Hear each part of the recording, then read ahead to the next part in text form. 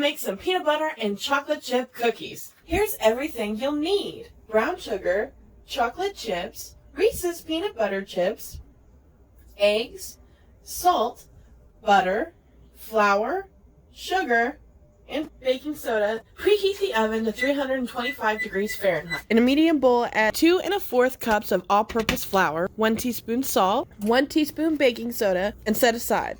In a large mixing bowl, 1 cup of butter, 3/4 cup of sugar, 3/4 cup packed brown sugar, 1 teaspoon vanilla extract. Let it combine thoroughly. Add 2 large eggs, 1 egg at a time, and mix in between. Mix together until creamy. Slowly pour in the flour mixture. Add half a bag of the semi-sweet chocolate chips and half a bag of the Reese's peanut butter chips. Stir in nuts if you'd like. Let it combine thoroughly. Once the mixture is fully combined, grab 2 spoons and spoon onto your cookie sheet. Bake for about 10 minutes.